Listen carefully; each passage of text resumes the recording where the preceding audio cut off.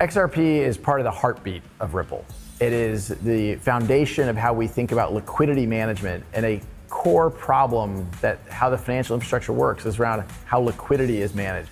Today, financial institutions are wired with pools of capital. They're called Nostro and Vostro accounts.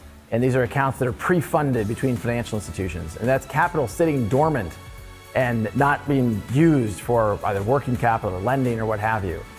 By using a digital asset, you can enable liquidity in real time. This is transformational to how global financial infrastructure is wired. Every marathon starts with a single step. Hello, everyone. Welcome back. This is Zan. Really excited to have this episode with you guys today. We're going to be talking about XRP, the Flare networks, and get into some of the current events today. One of the things I want to bring up, if you've been in cryptocurrency for a long time, you would know that XRP is normally always ranked third on the coin market cap, and it's been sitting way down here, number 6, for a long time now. Today, Saturday, it's July 10th. We're sitting at 62 cents. So yeah, it's definitely undervalued. How is it undervalued? Why is it undervalued? It's artificially suppressed. Everybody knows this because of the SEC lawsuit.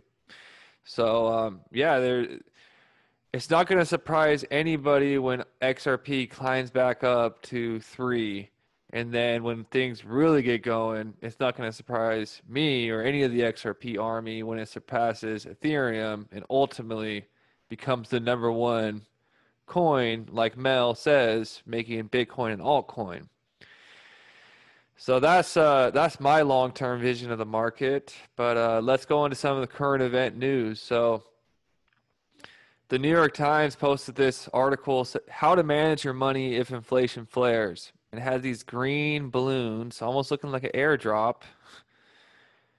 If your inflation flares. Okay, so this is just connecting some dots because you noticed a bunch of people were nervous about Ledger. Even myself, I switched some of my Spark token to my Decent wallet because I didn't know if Flare was going to support the adoption.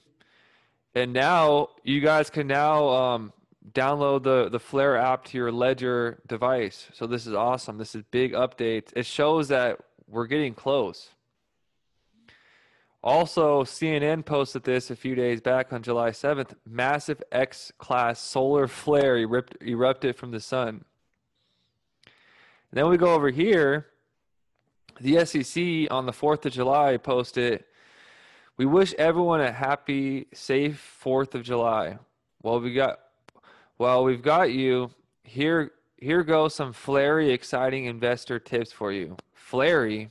Is that even a word? So,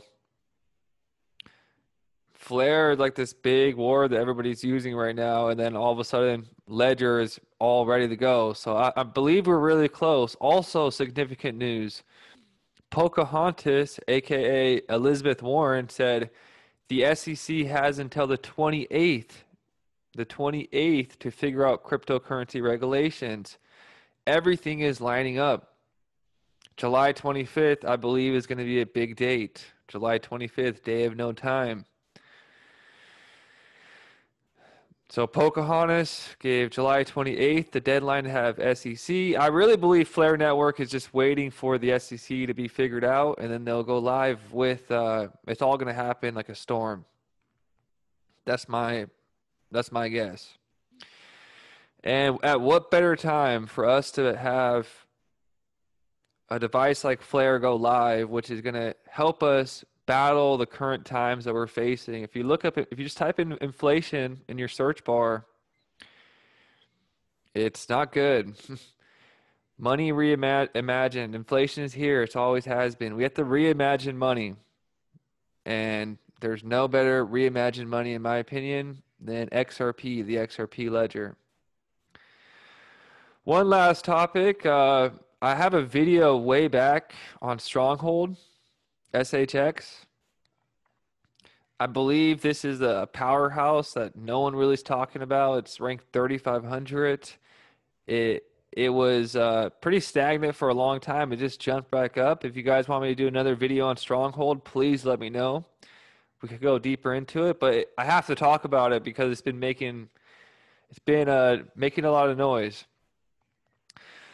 But anyway, so there's been some drama in this dude named BitBoy. I'm going to show you the video. Comes out saying he has all these sources and basically saying he has all this secret information that's telling him about all these central banks that are going to use XRP. And then BlackBerry, let me pull up his account. BlackBerry basically calls him out.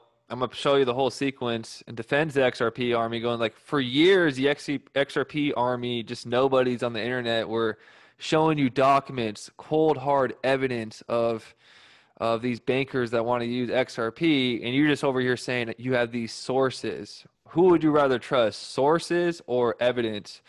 And I'm going to show you guys this video. I think it's a cool thing to stay in the loop of what's happening in the community. So everybody have an awesome Saturday, and peace.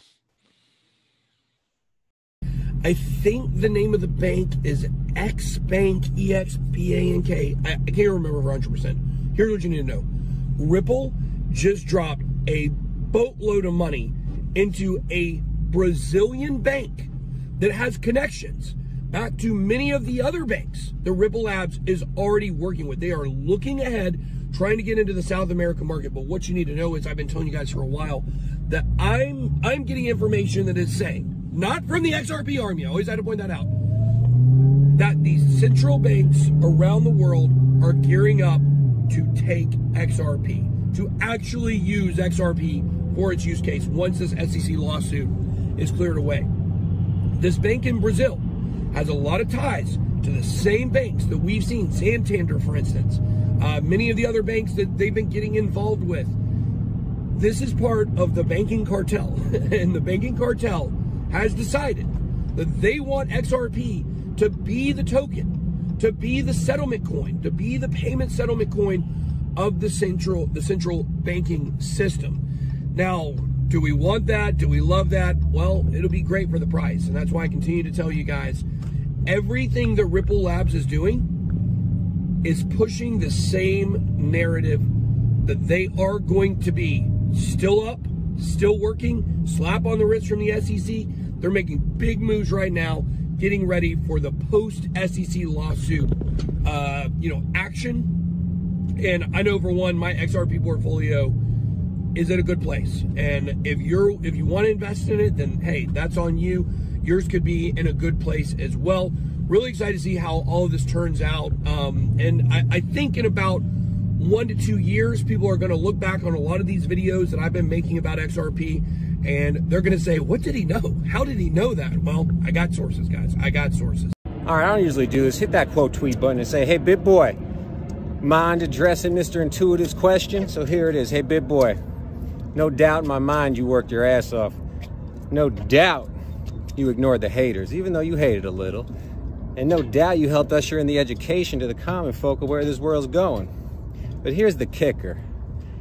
If the XRP community for years have been showing some hard evidence with documents, bank presentations, partnership after partnership, MoneyGram, Bank of America, SBI, R3, central bank after central bank, Brad at the table with the central bankers, talking to engineers for years,